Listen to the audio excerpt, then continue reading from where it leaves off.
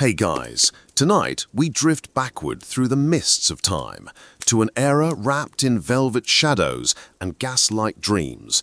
Tonight we walk the cobblestone streets of Victorian England, where the very air hummed with ambition and whispered with secrets that would make your modern heart race with panic. Picture this. The year is 1857. The morning fog rolls thick as cream across London's sprawling expanse. Church bells tolled through the haze, their bronze voices calling to a world so different from ours that stepping into it would be like diving into an ocean where you've forgotten how to breathe. The Victorian age, that grand theatre of progress and peril, where gaslight flickered against window panes like dying stars, and where survival required a delicate dance between propriety and pragmatism that few today could master. It was an era that gleamed with the promise of tomorrow while clinging desperately to the shadows of yesterday. But here's the gentle truth we'll explore together tonight. That world of top hats and tea services, of grand ballrooms and grinding poverty, was a place where your 21st century soul would struggle to draw even its first breath. Not because you lacked courage, but because survival there required a completely different language, a different rhythm, a different understanding of what it meant to simply exist. So let us wander together through these cobbled memories, where every street corner held a lesson in endurance, and every sunrise brought challenges that would leave our modern hearts trembling like autumn leaves. If you find comfort in these quiet journeys through time, if these whispered histories help ease your mind toward rest, please consider leaving a gentle like on this video, and subscribe only if you feel drawn to join us on more of these soft expeditions into the past. Let me know in the comments, where are you listening from tonight? Are you tucked beneath familiar blankets, or perhaps watching the world grow quiet outside your window? What time is it in your corner of the world as we prepare to step backward through the centuries? Now, dim the lights if you can. Draw your covers close around you like a cocoon of warmth. Let your breath deepen and slow. Feel your shoulders soften. Tonight, we're not rushing anywhere. We have all the time in the world to explore this distant shore of human experience. Close your eyes if it feels right. Let my voice be your guide as we walk together through the gaslit streets of a world that existed just yesterday, in the grand scheme of things, yet feels as distant as a dream. The cock crows at 4:30 in the morning, though you cannot hear it through the thick, choking fog that wraps around Victorian London like a suffocating embrace. But you would be awake anyway, because in this world sleep is a luxury few can afford, and rest is something that must be earned through 16 hours of labor that would leave your modern bones crying for mercy. You wake not to the gentle chime of your smartphone alarm, but to the harsh clatter of clogs on cobblestones outside your window. The factory workers are already walking to their posts, their footsteps creating a rhythm like a funeral march in the pre-dawn darkness. The air in your small room is thick with coal smoke and something else, something that makes your throat burn and your eyes water. It's the smell of industry, of progress, of a world transforming itself through sheer force of will and human suffering. There is no electricity humming through your walls, no gentle warmth flowing from unseen vents. The fire in your tiny grate died hours ago, and the cold has crept through the thin walls like a living thing, settling into your bones until even your dreams were shivering. You reach for what you think should be a light switch, but your fingers find only rough plaster and peeling wallpaper. In the darkness, you fumble for matches, but even striking a flame requires a skill you've never needed to develop. The match hisses and dies. Another one. The sulfur burns your nostrils, and finally, a small flame dances to life, casting trembling shadows that seem to whisper of all the dangers lurking in this unfamiliarly harsh world. The water in your wash basin has a thin skin of ice across its surface. There are no taps, no endless flow of clean, heated water. What you have was carried up 3 flights of narrow stairs in heavy buckets yesterday evening, and it tastes of iron and things you don't want to contemplate. You break the ice with your knuckles, and the shock of the cold water against your face is like a slap that reminds you just how far from home you truly are. Your clothes hang heavy with moisture from the damp air. The fabric is rough against your skin, nothing like the soft cotton and synthetic blends your body has grown accustomed to. Everything scratches, everything chafes. The buttons are tiny and numerous, requiring a patience and dexterity that makes your modern fingers fumble like a child's. And breakfast? There is no refrigerator humming in the corner, no clean electric kettle, no neat packages of food with printed expiration dates and nutritional information. There is bread that may or may not harbor invisible dangers, milk that has no guarantee of safety, and tea that tastes of tannins and sadness. But perhaps you think you're strong enough for this? Perhaps you imagine your modern constitution can adapt. That's when you step outside and the morning air hits your lungs like a physical blow. The London street opens before you like a scene from humanity's fevered dream of progress. The fog hangs so thick that you can barely see 10 feet ahead, and what you can see makes your 21st century sensibilities recoil in shock and disbelief. The cobblestones beneath your feet are slick with substances you cannot identify and do not want to. Horse manure certainly, but mixed with industrial runoff, human waste from overflowing privies, and the general detritus of a city growing faster than its ability to clean itself. Your modern shoes, designed for smooth pavement and climate-controlled environments, find no purchase on these treacherous stones. You slip and slide like a newborn foal, grabbing at rough brick walls that scrape your palms raw. The smell, oh, the smell would bring you to your knees within minutes. It's not just unpleasant, it's a living thing that crawls into your throat and makes a nest there. The sweet, sick scent of rotting vegetables mingles with the acrid bite of coal smoke. The metallic tang of industrial waste mixes with the organic corruption of a city that has no modern sanitation.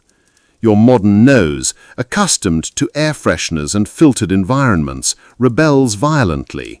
Your stomach lurches and you retch into the gutter, adding your own contribution to the city's symphony of decay. The people who brush past you in the fog move with a purpose and hardness that speaks of lives lived on the very edge of survival.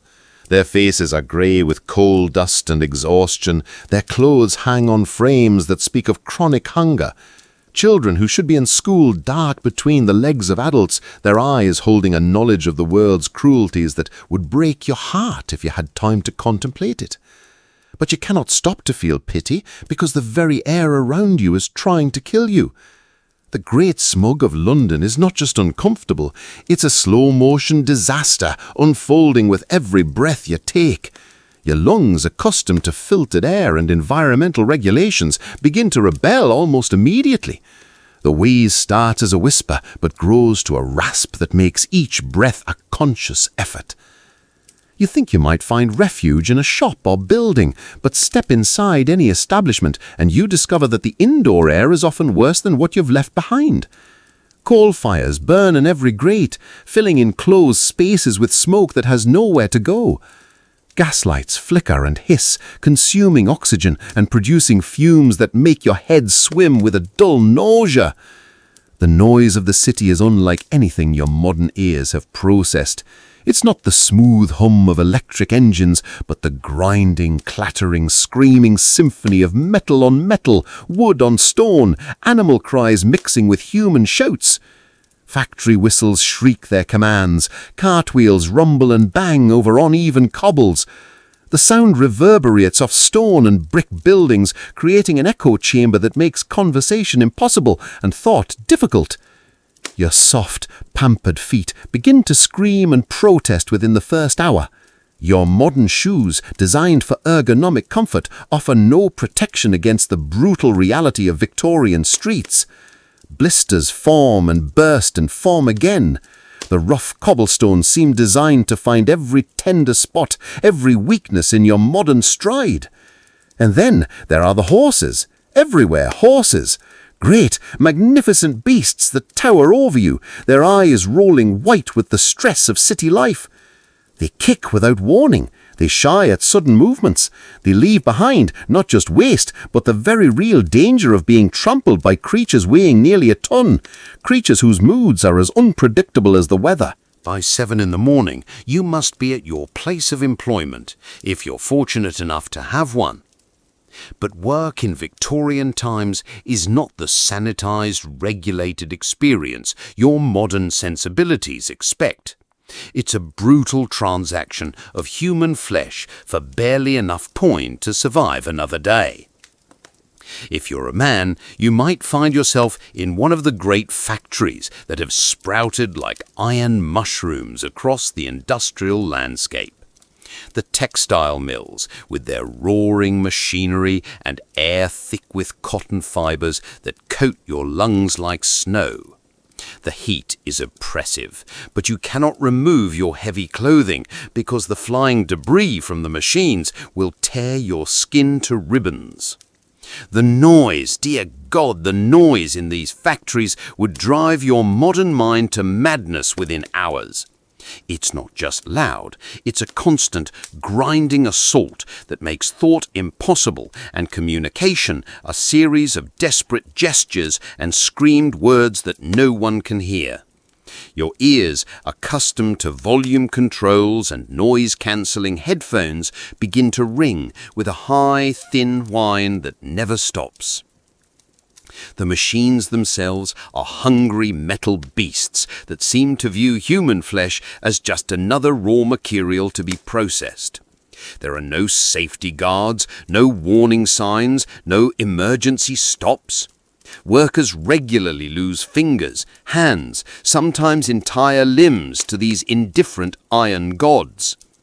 You watch in horror as a woman your age feeds endless streams of fabric into a machine that could easily mistake her sleeve for raw material. And you realize that constant vigilance is not just advisable here, it's the only thing standing between workers and death or maiming. The workday stretches ahead of you like an eternity. 12 hours minimum, often 14 or 16 during busy seasons. No coffee breaks, no lunch hours, no time to rest your aching feet or ease your burning lungs. You eat your meager meal standing up, still working, still feeding the endless hunger of the machines. If you're a woman, your options are even more limited and often more dangerous. The match factories, where workers develop phossy jaw from exposure to white phosphorus, their jawbones literally glowing green in the dark before rotting away entirely. The laundries, where you stand knee-deep in scalding water and caustic chemicals that eat away at your skin and fill your lungs with steam that makes breathing feel like drowning in slow motion. Or perhaps domestic service, where you wake at 4:30 to light fires and prepare the house for your betters, and don't rest until well past midnight, after the last dish is washed and the last floor is scrubbed. Your hands crack and bleed from the harsh soaps and constant immersion in hot water. Your back aches from endless bending and lifting. Your feet swell until your worn boots feel like instruments of torture. The domestic hierarchy is rigid as iron and just as unforgiving. You are invisible when convenience demands it, visible when blame must be assigned. A dropped teacup means docked wages. A perceived insolence means dismissal without reference, which means starvation on the streets. And through it all, the knowledge that tomorrow will bring exactly the same torment, and the day after that, and the day after that, stretching out like an endless grey corridor until your body simply gives out and someone younger and more desperate takes your place at the machine or the wash basin. Your modern mind, accustomed to labor laws and workplace safety regulations, rebels against this casual acceptance of human suffering as the necessary cost of progress. But rebellion is a luxury you cannot afford when the alternative to this brutal work is the workhouse, or worse, the streets, where survival becomes a daily battle against forces that show no mercy to the weak or unprepared. In the Victorian world, death stalks through every neighborhood like a familiar neighbor, neither shocking nor unexpected, but simply part of the rhythm of daily existence. Your modern immune system, built in a world of antibiotics and vaccines, antiseptics and understanding of germs, would be like a child wandering naked into a battlefield. Cholera moves through the city in waves, following the contaminated water that flows from the same sources where waste is dumped. The disease strikes without warning, turning healthy adults into corpses within hours. You watch neighbors disappear behind hastily nailed boards, their homes becoming tombs because no one understands how the sickness spreads. The smell of lime and death drifts through the streets like a constant reminder of mortality. Your modern understanding of hygiene means nothing here, because the very concept of germs won't be widely accepted for decades yet. Doctors still believe in miasma, bad air, as the source of disease. They recommend avoiding foul smells while unknowingly spreading infection with their unwashed hands and unsterilized instruments. Tuberculosis, the White Death, consumes people slowly and thoroughly. It's everywhere, floating in the air of crowded tenements and factory floors. You watch people cough blood into handkerchiefs, then continue working because stopping means starvation. The disease hollows out faces and fills lungs with liquid until drowning becomes a daily struggle. Your modern lungs, unused to such constant assault, would likely succumb within months of exposure. Smallpox leaves its calling cards in scars and blindness when it leaves survivors at all. Typhoid fever burns through bodies like a slow fire. Diphtheria strangles children in their beds while parents watch helplessly, prayers being the only medicine available. But it's not just the dramatic epidemic diseases that would claim you. It's the constant, grinding wear of a world without modern medicine. A simple cut on your hand, infected because you cannot keep it clean in the filth of daily Victorian life, becomes a festering wound that spreads poison through your bloodstream. What would be a minor inconvenience in your time becomes a life-threatening crisis here. Dental problems that your modern dentistry would solve with a simple filling become abscesses that spread infection to your brain. Your appendix, inflamed from the poor diet and constant stress, becomes a death sentence, because surgery in this era is more likely to kill you than cure you. Women face the additional terror of childbirth without modern medical intervention. Death in labor is so common that many women write their wills when they discover they're pregnant. Those who survive the birth often succumb to childbed fever, infection that spreads because doctors don't yet understand the need for sterile conditions. The very food you eat conspires against your survival. Milk carries bovine tuberculosis. Meat spoils without refrigeration, harboring bacteria that would send your modern digestive system into revolt. Water sources are contaminated with human waste and industrial runoff. Even bread is adulterated with chalk and alum to increase profits, slowly poisoning those who can least afford to be choosy about their sustenance. Your modern medications, the simple aspirin that eases your headaches, the antibiotics that cure your infections, the vaccines that prevent your diseases, none of these exist. Pain is endured, not treated. Infection is prayed over, not cured. Disease is accepted as God's will, rather than understood as a preventable tragedy. And through it all, the knowledge that your death would likely go unrecorded, unremarked, just another casualty in humanity's long struggle toward the light of modern understanding. Your grave would be unmarked, your story untold, your suffering unmembered, except as a small statistic in the great ledger of Victorian mortality. Chapter 5. The social bonds that would bind and break you. In the gaslit world of Victoria's reign, society moves like a great, intricate clockwork mechanism, each person locked into their designated position with the force of iron tradition and economic necessity. Your modern concepts of social mobility and individual choice would be as foreign here as speaking in tongues. You are born into your station, and that station defines not just your opportunities, but your very identity. If you emerge from the working classes, you remain there, no matter your intelligence, your dreams, or your desperate ambitions. The gentleman's son, who squanders his inheritance on cards and gin, maintains his social position, while the factory worker's daughter, who teaches herself to read and write in candlelight, remains forever beneath him in society's rigid hierarchy. The rules that govern behavior are as complex and unforgiving as ancient religious law. A woman who ventures out alone after dark marks herself as something less than respectable. A working man who forgets to touch his cap when a gentleman passes commits a transgression that could cost him employment. Children must be seen and not heard, women must be ornamental and compliant, and men must project strength, even when they're dying inside, from the weight of expectations they cannot meet. Your modern casual dress, your comfortable clothing designed for freedom of movement, would mark you immediately as someone existing outside proper society. The elaborate rituals of Victorian dress, the multiple layers, the restrictive corsets, the formal requirements for different times of day are not just fashion choices, but social imperatives.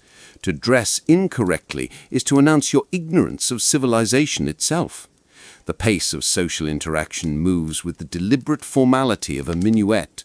Relationships develop over months and years of careful, chaperoned encounters. Your modern expectation of immediate intimacy and casual friendship would be seen as evidence of moral corruption. People maintain careful distances from one another, both physical and emotional, as if warmth itself might be dangerous. Marriage is not a romantic partnership, but an economic and social contract. Love, if it develops, is considered a pleasant bonus rather than a necessary foundation. Young women are traded like valuable commodities, their worth measured in dowries, in family connections, rather than personal qualities or individual desires. Young men must establish their financial stability before they can even dream of proposing marriage, often waiting until their 30s to begin families. The entertainment that fills your modern leisure hours simply doesn't exist. No movies, no television, no recorded music. Entertainment is live and rare and expensive. A piano in the parlor represents a significant investment. Books are precious objects, too costly for most working families to own. Sunday church services provide one of the few regular social gatherings, and even there strict protocols govern who sits where and who speaks to whom. Privacy, as you understand it, is a luxury available only to the wealthy. Working families crowd together in single rooms, their most intimate moments shared by necessity with children, relatives, and strangers. The concept of personal space dissolves under the pressure of economic survival. But your modern sensibilities, trained to expect equality and individual expression, would chafe constantly against these restrictions. Your casual way of speaking, your expectation of being heard regardless of your social position, your assumption that merit should be rewarded, all of these would mark you as a dangerous radical, someone who threatens the very foundations of civilized society. When darkness falls over Victorian London, it doesn't arrive gradually like the gentle sunset you know. It drops like a curtain, sudden and complete, because there are no streetlights to ease the transition from day to night. The few gas lamps that flicker at major intersections create pools of yellow light that only make the surrounding darkness seem more absolute. Your modern sense of safety, built on assumptions of well-lit streets and emergency services just a phone call away, crumbles in the face of Victorian night. The darkness itself seems alive with threats, both real and imagined. Footsteps echo from unseen sources. Shadows move with purposes you cannot fathom. The fog that rolls through the streets transforms familiar neighborhoods into alien landscapes where every wrong turn might lead to disaster. Crime in the darkness is not the calculated violence of modern statistics, but something more primitive and disparate. Garrotters wait in the shadows of narrow alleys, strangling victims with silk scarves for the few coins in their pockets. Body snatchers prowl the cemeteries, stealing fresh corpses to sell to medical schools that ask no questions about their sources. Children as young as 7 work in organized gangs, their small fingers perfect for picking pockets, and their innocent faces ideal for distracting marks. The police force, such as it is, moves slowly through the darkness with bullseye lanterns that create moving circles of light in the vast ocean of night. But they are few, and the darkness is vast, and their help might be streets away when you need it most. Justice, when it comes at all, is swift and often brutal, but it cannot undo the damage already done to victims who trusted in safety that doesn't exist. Your modern home, with its electric lights and secure locks, its alarm systems and reliable doors, would be replaced by lodgings that offer only the illusion of security. Doors that can be jimmied with a simple knife. Windows that offer access to anyone determined enough to climb. Locks that exist more for show than actual protection. But it's not just human dangers that make Victorian nights treacherous. Fire spreads through neighborhoods with terrifying speed, consuming entire blocks before anyone can mount an effective response. The volunteer fire brigades, when they arrive at all, often find themselves fighting over which insurance company should pay for their services while buildings burn and lives are lost. Gas leaks turn homes into bombs waiting for a single spark. The new technology that brings light to the darkness also brings the constant threat of explosion or asphyxiation. Families go to sleep breathing the fumes of imperfectly sealed gas lines, and some never wake up. The cold of Victorian winters settles into poorly heated homes like a living thing, making sleep impossible and survival a daily struggle. You learn to sleep in all your clothes, huddled under every blanket you own, and still wake with frost on the inside of your windows and ice in your water pitcher. Yet in these dangerous nights, people create pockets of warmth and fellowship that shine like beacons in the darkness. Families gather around small fires, sharing stories and songs that pass down through generations. Neighbors check on each other during the worst weather, sharing fuel and food when supplies run low. The night brings terrors, yes, but it also brings the kind of deep, dreamless sleep that comes from exhaustion so complete that consciousness becomes a luxury the body cannot afford. You learn to sleep through noise that would keep your modern self awake, the crying of babies, the coughing of the sick, the sounds of people struggling to survive in spaces too small for human dignity. And in the morning, if you're fortunate enough to see another sunrise, you wake to find that surviving the night feels like a small victory, a daily resurrection that makes you grateful for things your modern life takes for granted: warmth, light, safety, and the simple miracle of opening your eyes to face another day. In the Victorian world, the simple act of nourishing your body becomes a complex negotiation with forces beyond your control. Your modern expectations of fresh food, reliable refrigeration, and clearly labeled ingredients dissolve into the harsh reality of a world where eating safely requires knowledge your 21st century education never provided. The milk that arrives at your door, carried in open pails through streets filled with dust and horse manure, bears no resemblance to the pasteurized, standardized product you know.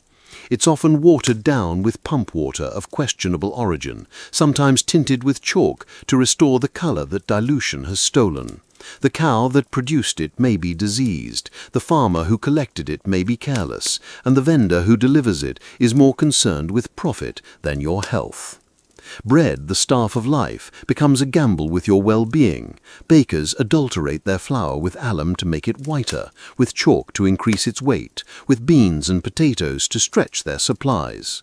The beautiful white loaves that grace the windows of respectable bakeries often contain ingredients that would horrify your modern sensibilities and slowly poison your modern constitution.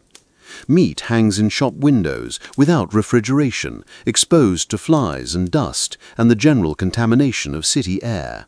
You learn to judge freshness by color and smell, skills your modern palate has never needed to develop. The butcher who seems honest may be selling you horse meat as beef, or meat from animals that died of disease rather than slaughter. Your modern digestive system, accustomed to processed foods and consistent quality, rebels against the coarse fare that sustains Victorian workers. The heavy, greasy food sits in your stomach like lead. The unfamiliar spices and preservation methods trigger reactions your body has never experienced. You find yourself constantly nauseated, your system rejecting sustenance that previous generations considered normal. Tea, the great comfort of Victorian life, becomes another source of anxiety when you discover that it's often adulterated with used leaves, mixed with iron filings to add weight, or colored with dangerous dyes to maintain appearance after multiple uses. The sugar that sweetens it may be contaminated with sand or lime. For the working classes, meals are often reduced to their most basic elements: bread, potatoes, a little bacon when times are good. Fresh vegetables are luxuries, fruits are rare treats, and the balanced nutrition your modern body requires is simply not available at prices working people can afford. Cooking itself becomes a challenge that would defeat your modern skills. No electric stoves with precise temperature controls, no microwave ovens for quick reheating, no refrigerators to preserve leftovers safely. Every meal requires planning and skill that you've never needed to develop. The coal range in your small kitchen burns unevenly and fills the room with smoke.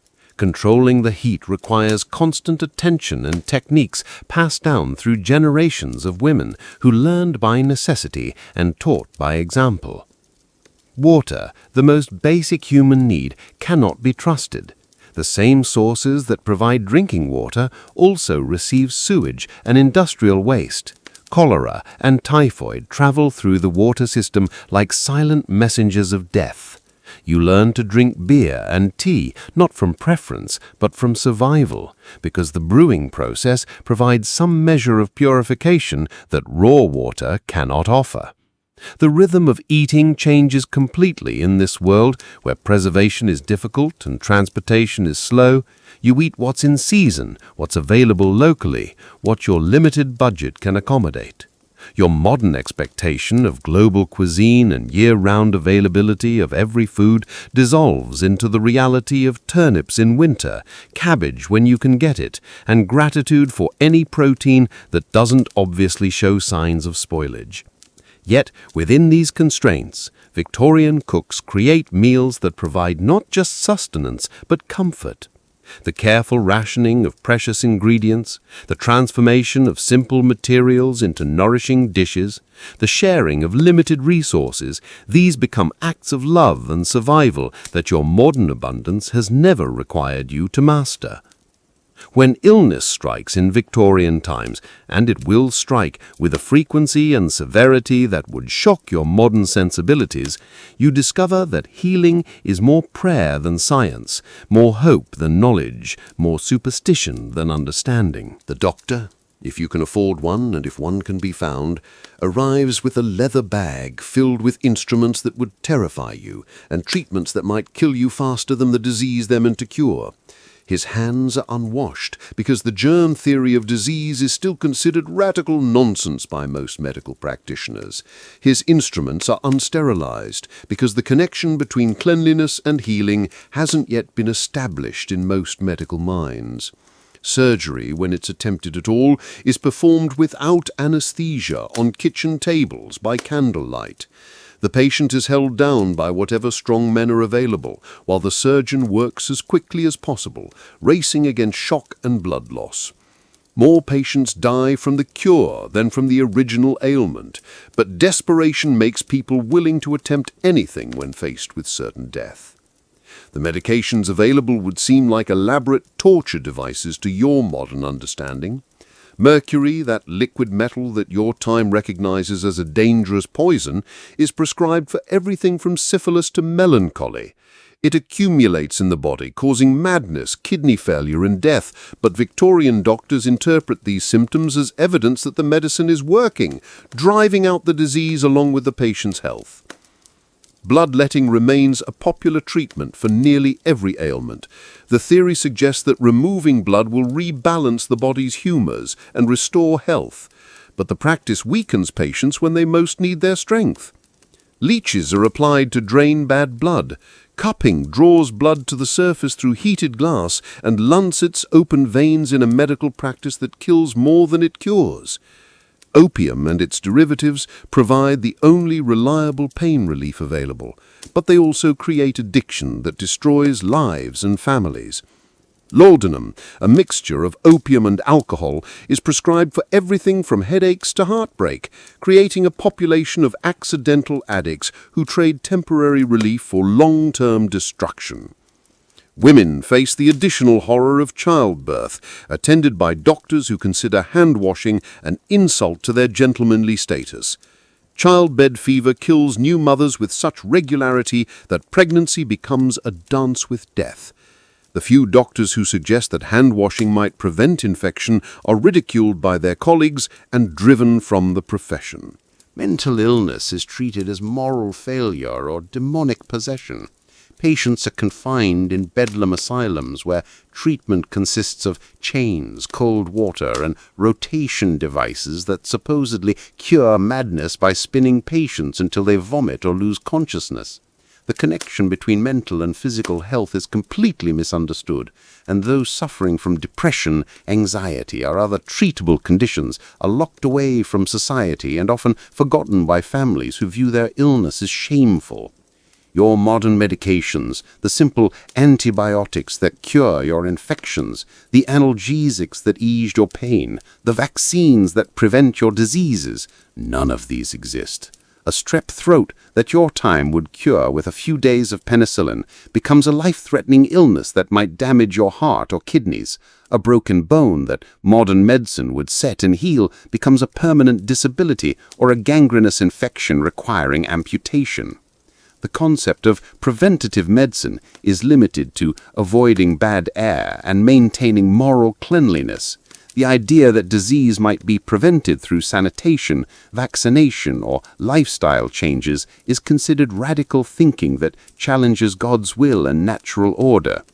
Yet within this medical darkness, people develop folk remedies and traditional treatments that sometimes provide real relief. Herbalists understand properties of plants that won't be scientifically validated for decades. Midwives develop techniques for assisting difficult births that save lives when doctors fail. Communities create support systems for the sick and dying that provide comfort when cure is impossible. And through it all, the human body's remarkable ability to heal itself provides the only reliable medicine available. Those who survive do so through a combination of luck, constitution, and the careful nursing provided by family members who understand that love and attention often provide better treatment than the dangerous interventions of professional medicine. Winter in Victorian England arrives not as a manageable inconvenience your modern life has made it, but as a siege that tests every resource, every relationship, every fibre of human endurance. The cold doesn't simply make you uncomfortable, it becomes a living adversary that stalks through the cracks in your walls, seeps through the gaps around your windows, and settles into your bones like a permanent resident. Your modern central heating, that invisible comfort that maintains perfect temperature with the touch of a button, is replaced by a single coal fire that demands constant attention and consumes precious resources faster than you can afford to feed it. The coal itself, when you can purchase it, is often of such poor quality that it produces more smoke than heat, filling your small room with acrid fumes that make your eyes stream and your throat burn. The mathematics of survival become brutally simple. Fuel costs money, money requires work, work requires health, and health becomes impossible to maintain in the bone-deep cold that never relents. You find yourself making choices that would seem impossible in your modern life: heat or food, warmth or medicine, comfort now or survival later. Your clothing, designed for the mild discomforts of modern winter, proves pathetically inadequate against Victorian cold. The layers that Victorian dress requires are not fashion statements, but armor against an enemy that shows no mercy to the unprepared. You learn to sleep in your clothes, to wear everything you own at once, to huddle around the dying embers of your fire like a refugee from civilization itself. The water in your wash basin freezes solid every night, creating a daily ritual of breaking ice that cuts your hands and reminds you how far you have fallen from the warm abundance of your previous life. Your breath fogs in the air inside your room, and frost forms on the inside of your windows like delicate flowers blooming in the garden of your despair. But it's not just the cold that threatens to break your spirit. It's the darkness that accompanies winter, deeper and more complete than any darkness your electric world has ever shown you. By 4 in the afternoon, night has fallen like a heavy curtain, and it will not lift for 14 hours.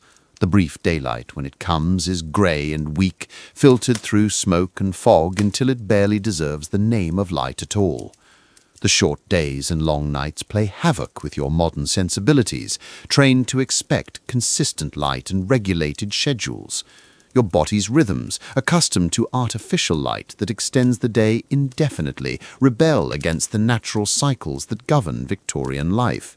Depression settles over you like another layer of winter clothing, heavy and inescapable. Food becomes scarce and expensive as transportation struggles against weather that stops trains and makes roads impassable.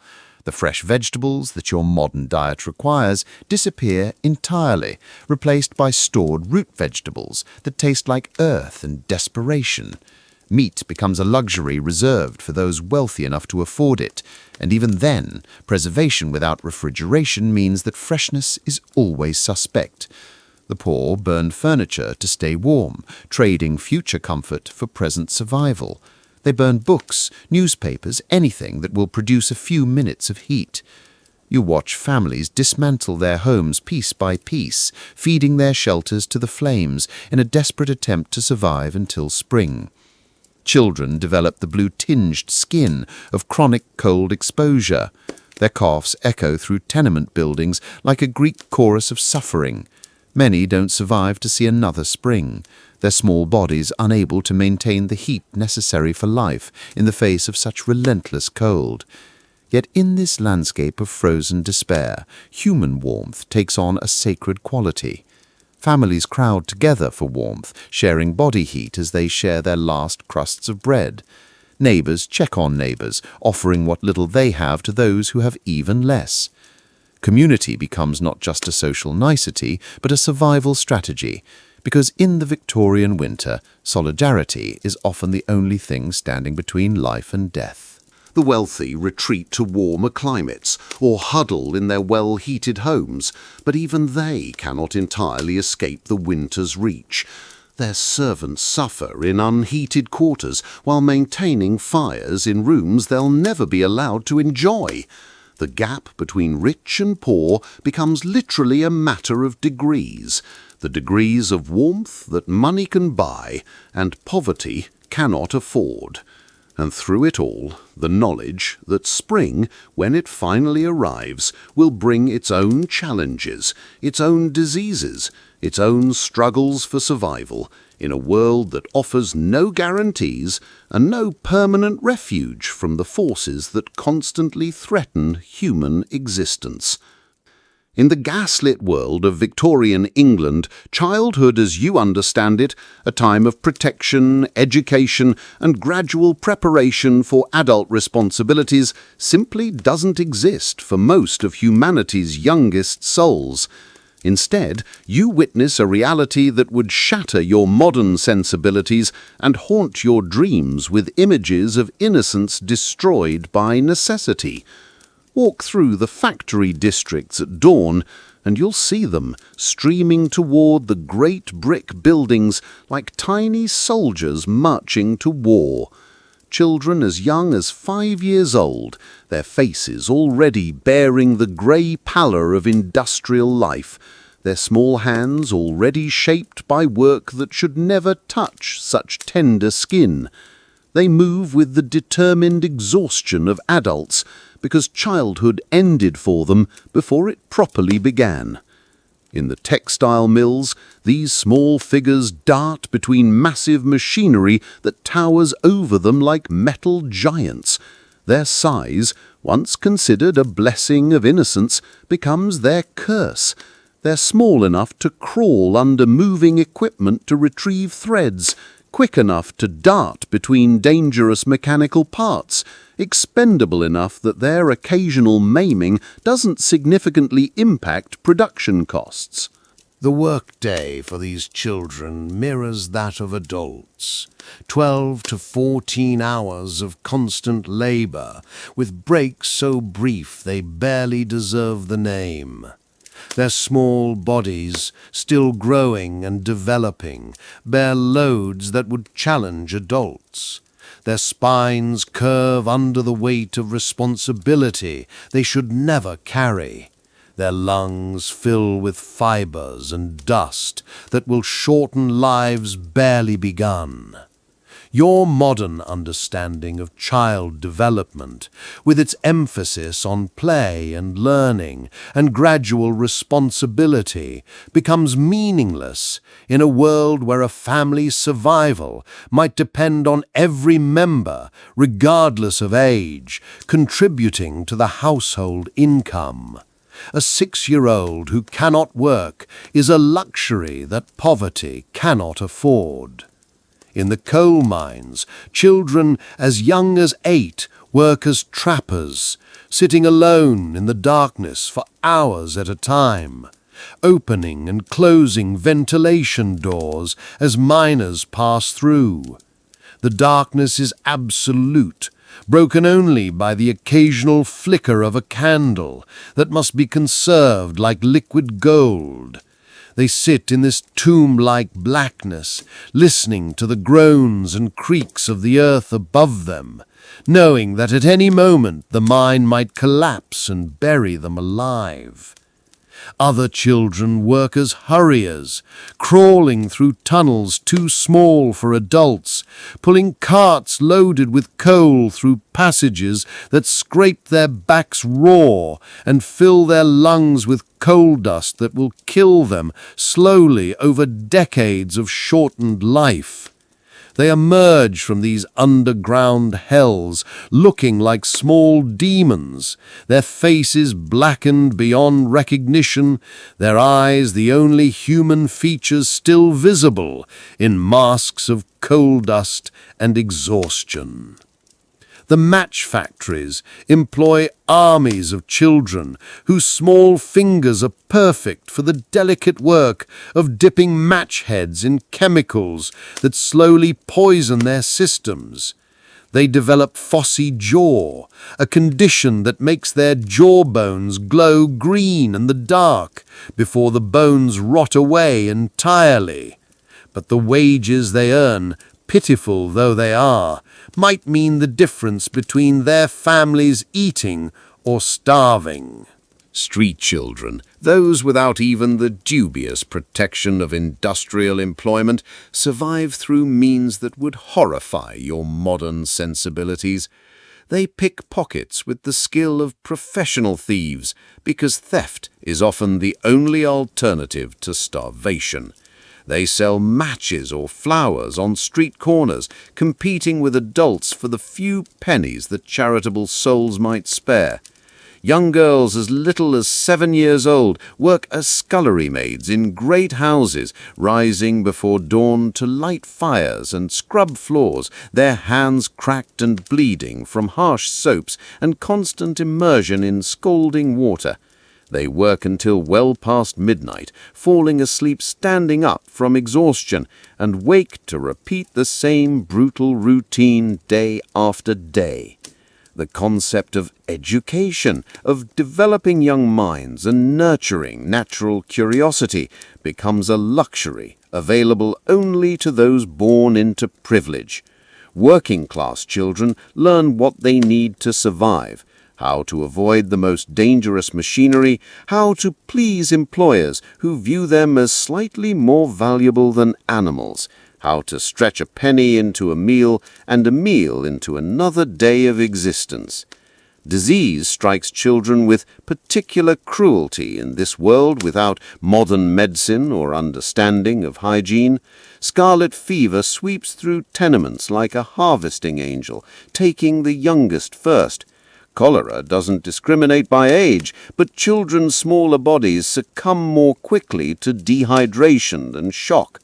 Malnutrition stunts their growth and development, creating a generation of adults who bear the physical marks of childhood deprivation throughout their shortened lives. Rickets bows their legs and curves their spines. Poor diet weakens their resistance to disease and leaves their minds clouded by hunger that never fully lifts. Yet within this landscape of systematic cruelty, children somehow manage to create pockets of joy and wonder that shine like stars in the darkness. They develop games from scraps and imagination. They form friendships that sustain them through horrors that would break adult spirits. They find reasons to laugh in circumstances that offer little cause for anything but despair. Their resilience becomes both inspiring and heartbreaking. Inspiring because it demonstrates the indomitable nature of the human spirit. Heartbreaking because such resilience should never be necessary, should never be tested by circumstances so cruel that survival itself becomes a form of heroism. In the gaslit shadows of Victorian society, womanhood exists within boundaries so restrictive that your modern sense of female independence would be not just shocking, but literally incomprehensible to the world around you. You would discover that survival as a woman in this era requires navigating a maze of legal, social, and economic constraints that would leave your 21st century autonomy gasping for breath. From the moment you wake, your very existence is defined by your relationship to men. You are someone's daughter, wife, sister, or servant, but never simply yourself. The legal doctrine of coverture means that marriage transforms you from a person into a possession. Your property, your earnings, even your children belonging legally to your husband. You cannot sign contracts, own property, or make decisions about your own medical care without male permission. Your clothing becomes a prison more restrictive than any jail cell your modern world has devised. The corset that cinches your waist to an hourglass shape also compresses your internal organs, making deep breathing impossible and physical exertion dangerous. The layers of petticoats and heavy skirts that mark you as respectable also mark you as helpless. You cannot run from danger, cannot work effectively, cannot move freely through the world. The tight lacing required for fashionable dress literally reshapes your rib cage, moving your organs into unnatural positions that cause chronic pain and digestive problems. Women regularly faint not from delicate sensibilities, but from lack of oxygen caused by clothing designed to display wealth rather than support human function. Your modern expectation of career choices dissolves into a narrow range of acceptable occupations, most of which pay wages insufficient for independent survival. Teaching, if you're educated and unmarried, offers respectability but poverty-level compensation.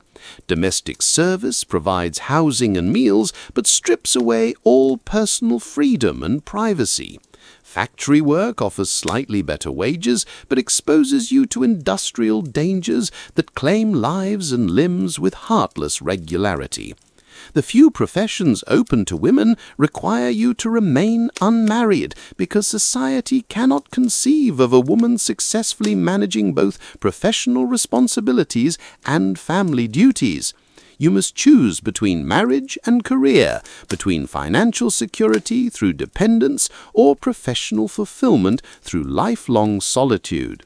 If you marry, your legal identity ceases to exist in any meaningful sense. Your husband can beat you, rape you, or squander your inheritance, and the law provides no recourse because you are legally considered part of his property. Divorce is nearly impossible to obtain and socially catastrophic when achieved, marking you as a fallen woman, regardless of the circumstances that led to the dissolution of your marriage. Childbirth becomes a recurring appointment with death, a lottery where your survival depends on luck rather than medical skill. You might bear 8 or 10 children, watching half of them die before their 5th birthdays, your body worn out by constant pregnancy and nursing in a world without effective contraception or understanding of women's health. The domestic sphere, romanticized as your natural kingdom, becomes a battlefield where you fight against dirt and disease with inadequate tools and insufficient resources. You cook over fires that fill your lungs with smoke, wash clothes with lye that burns your hands raw, clean house with methods that leave you exhausted and accomplish little real sanitation. Your intellectual life, if you're fortunate enough to have one, must be carefully hidden or disguised as accomplishment rather than ambition. You might read voraciously, but must never appear more educated than the men around you. You might write prolifically, but often publish under male pseudonyms to ensure your work receives serious consideration. The concept of female sexuality exists only within the narrow confines of reproduction and male pleasure. Your own desires, if you're even allowed to acknowledge they exist, are considered evidence of moral corruption. The Madonna-whore dichotomy leaves no space for women who are fully human, with normal appetites and natural curiosity about their own bodies. Mental illness in women is often attributed to moral weakness or excessive thinking, both considered unnatural in the female sex. Depression, anxiety, and other treatable conditions are diagnosed as hysteria and treated with rest cures that amount to sensory deprivation and intellectual starvation. Yet within these crushing constraints, Victorian women create networks of support and resistance that demonstrate remarkable ingenuity and strength. They develop coded languages for discussing forbidden topics. They create women-only spaces where they can speak freely about their experiences. They find ways to help each other survive pregnancies, escape abusive marriages, and maintain dignity in circumstances designed to strip it away. Some women, those blessed with unusual circumstances or extraordinary courage, manage to carve out spaces of independence within the rigid structure of Victorian society. They become writers, reformers, activists, and entrepreneurs, though always at great personal cost and constant risk of social exile. Their strength becomes legendary, not because they lived easy lives, but because they managed to maintain their humanity while navigating a world designed to deny their full personhood. They loved, learned, created, and dreamed in the face of systematic oppression that would challenge the strongest spirits. In your modern world, silence is a luxury you can purchase with the flip of a switch, the closing of a door, the gentle hum of sound-dampening technology that creates oases of quiet in the midst of controlled noise. But step into Victorian London, and you discover that silence is not just rare, it's virtually non-existent. replaced by a symphony of industrial and human sounds that would assault your modern sensibilities like a physical attack. The morning begins not with the gentle chime of your digital alarm, but with the brutal cacophony of an industrial city awakening. Factory whistles shriek their summons across the smoky landscape, their piercing calls echoing off brick and stone until the very air seems to vibrate with urgency. These are not musical notes, but metallic screams designed to penetrate the deepest sleep and drag workers from whatever rest they've managed to snatch. The streets themselves create a percussion symphony that never ceases. Iron-shod wheels rumble over cobblestones in an endless drumroll of commerce and transportation. Thousands of horse hooves strike stone in polyrhythmic patterns that would fascinate your modern ear if the sheer volume didn't overwhelm your acoustic sensibilities. Your modern ears, accustomed to the smooth purr of electric motors and the cushioned quiet of pneumatic tires, rebel against the harsh mechanical symphony of Victorian transport. Everything grinds, clatters, bangs, and squeals because precision manufacturing doesn't yet exist, because maintenance is minimal, because the very concept of noise pollution hasn't entered human consciousness. The voices of the city rise in a constant babel that makes conversation impossible and thought difficult. Street vendors cry their wares in voices trained to carry over the urban din. Fresh milk, hot pies, coal, coal. Their calls blend and compete until individual words disappear into a general roar of human commerce. Children scream, not just in play, but in genuine distress, hunger, cold, exhaustion, and fear, creating a constant background chorus of suffering that your modern sensibilities struggle to process.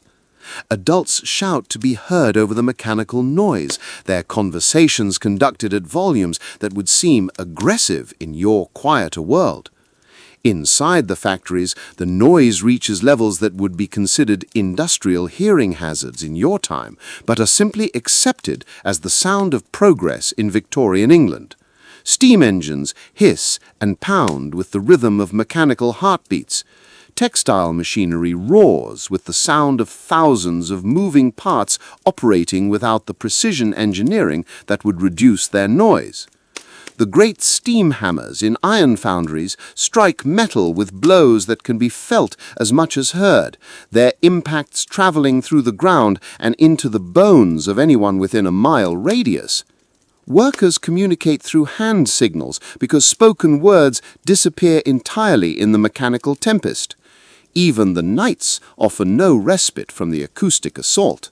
Factories operate around the clock, their noise pollution spilling into residential areas where exhausted workers try desperately to sleep. Trains whistle through the darkness, their steam engines chugging and huffing like great mechanical beasts. Night soil men clatter through the streets with their carts, collecting human waste from overflowing privies. The thin walls of working-class housing provide no sound insulation. You hear your neighbor's every word, every cough, every intimate moment. Privacy becomes not just rare, but acoustically impossible. Babies cry in adjacent rooms, families argue through paper-thin partitions, and the sick moan through walls that might as well not exist. Your modern ability to control your acoustic environment, to turn down the volume, to seek quiet spaces, to use headphones for personal sound management becomes meaningless in a world where noise is simply part of existence, as unavoidable as breathing, and often as toxic. The constant assault on your hearing creates a fatigue you've never experienced, a sensory exhaustion that makes clear thinking impossible and restful sleep a distant dream. Your modern brain, accustomed to processing controlled amounts of auditory information, rebels against the overwhelming flood of chaotic sound. Yet within this cacophony, Victorian ears develop the ability to discriminate between sounds that carry meaning and those that represent merely background noise. They learn to hear whispered conversations in crowded rooms, to identify approaching dangers by the sound of footsteps or wheels, to find music in the rhythm of work and the patterns of urban life. Some sounds carry beauty that transcend their harsh context, church bells ringing across the smoky landscape, street musicians creating islands of melody and oceans of noise, children's laughter rising above the industrial din like flowers growing through pavement cracks.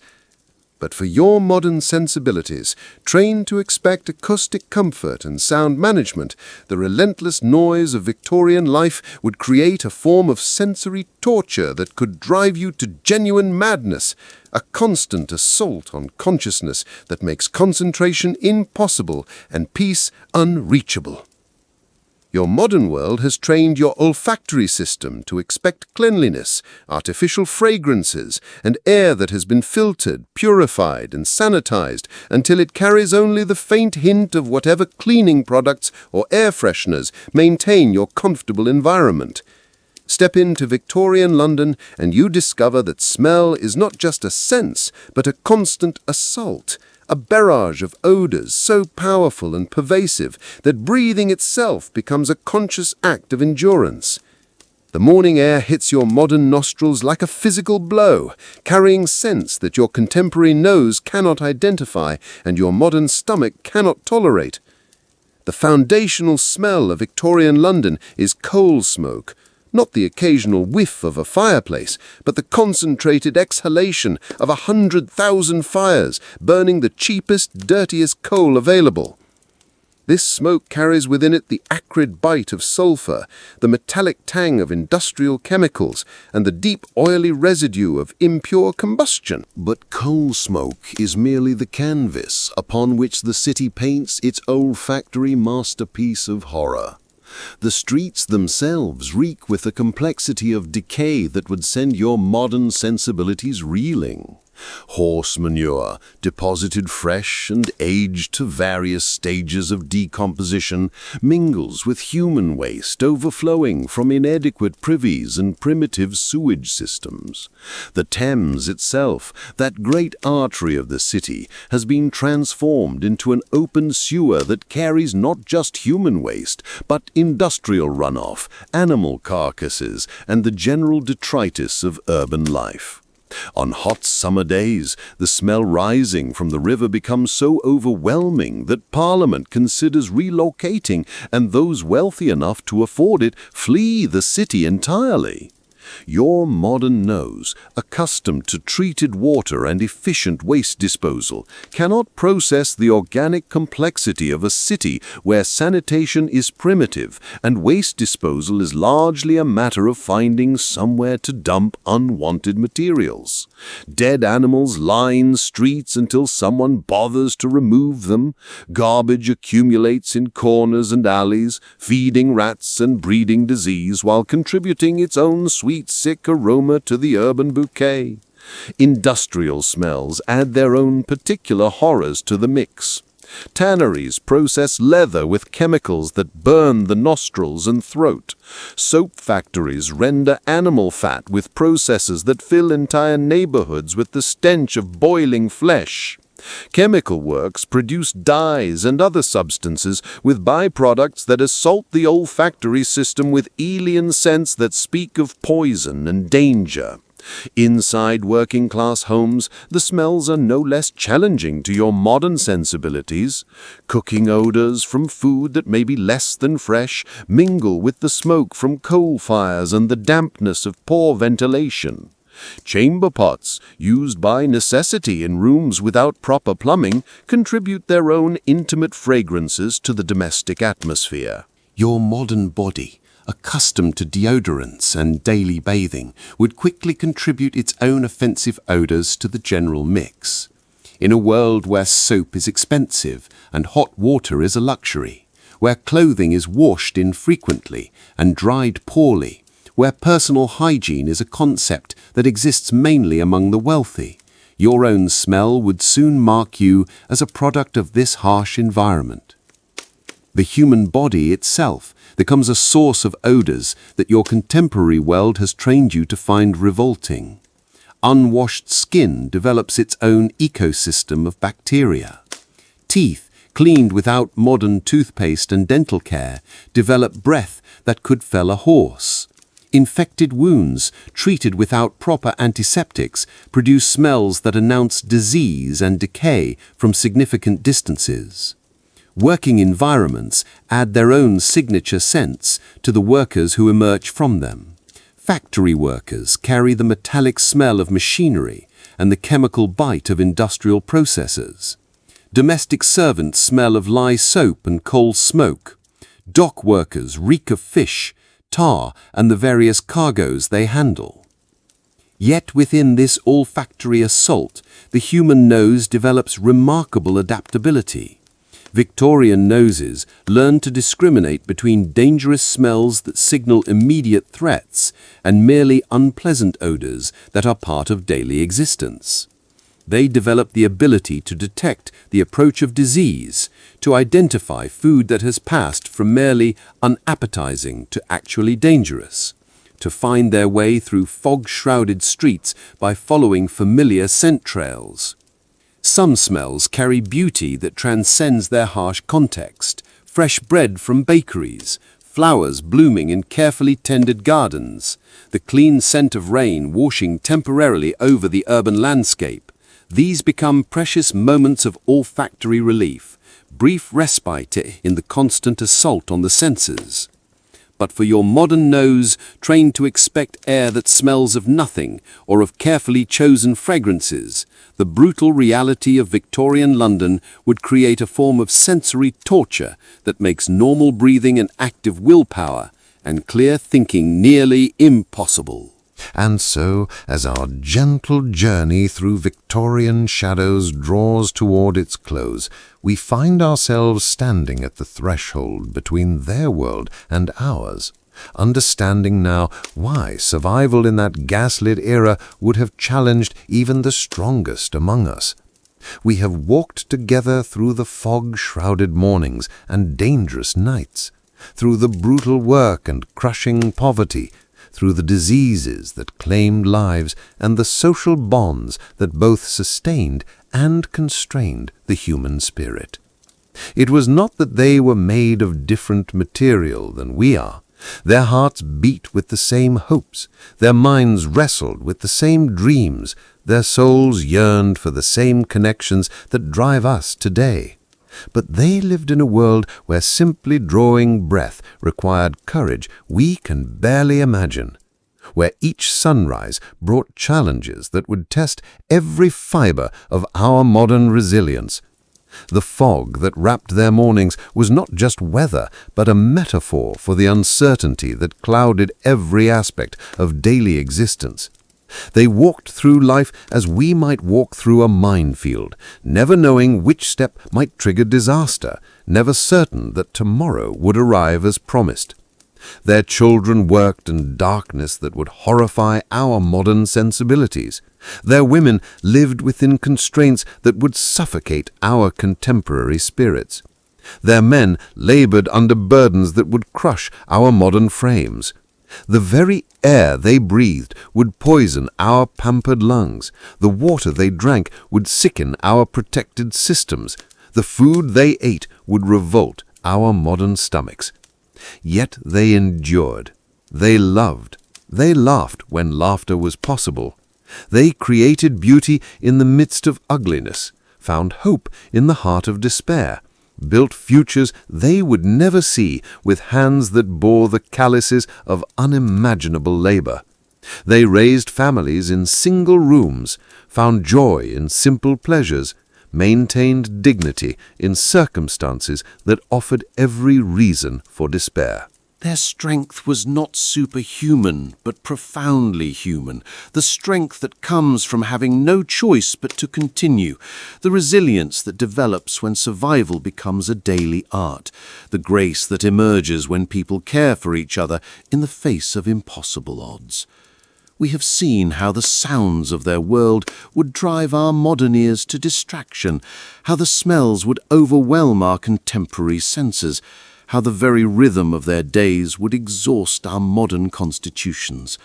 We have witnessed the grinding poverty that made every meal uncertain, the dangerous work that claimed lives and limbs as the cost of progress, the primitive medicine that often killed more than it cured. But we have also glimpsed the networks of support they created within their constraints, the communities that sustained them through disasters, the quiet heroisms that marked their daily struggles. They found ways to be human in circumstances that seemed designed to strip away humanity itself. Their legacy lives on in the gaslight that still flickers in our imagination, in the cobblestone streets that still echo with the footsteps of their determination, in the very safety and comfort we enjoy today, built upon the foundation of their suffering, their struggle, their refusal to surrender to the darkness that surrounded them. Every electric light that banishes our darkness, every medicine that conquers our diseases, every law that protects our vulnerable, every comfort that eases our days, these are their gifts to us, paid for with a currency of human struggle that we can honor but never fully repay. They died so that we might live differently. They suffered so that we might know ease. They endured so that we might rest. The Victorian era fades now, like gaslight dimming at dawn, but its lessons remain etched in the very structures of our modern world. We are the beneficiaries of their endurance, the heirs to their courage, the inheritors of a world they helped to build with their very lives, their very breath, their very dreams. So let us rest now in the safety they could never know. Let us breathe the clean air they could never taste. Let us heal with the medicine they could never access. Let us sleep in the peace they fought to create, and dream the dreams they dared to dream in the face of impossible odds. Feel the softness of your sheets. Breathe the clean air of your room. Listen to the gentle hum of your modern world. All of these comforts exist because they suffered without them. All of this ease exists because they lived without it. All of this peace exists because they died fighting for something better. The gaslight dims, the fog lifts, the cobblestones grow quiet, and we are left with nothing but gratitude for their sacrifice and wonder at the strength of the human spirit that carried them through their long Victorian night into the dawn of our modern day. Sleep well, knowing that their courage lives on in the very comfort of your rest, and their dreams continue in the bright safety of your tomorrow. Close your eyes now, and let their memory be a gentle lullaby that carries you into peaceful dreams, secure in the knowledge that you are the living fulfillment of their hopes, the breathing answer to their prayers, the soft conclusion to their hard-fought story. The gas flame flickers once more, dances briefly in the darkness, and finally goes out, leaving only the sweet silence of modern night and the whispered gratitude of those who remember.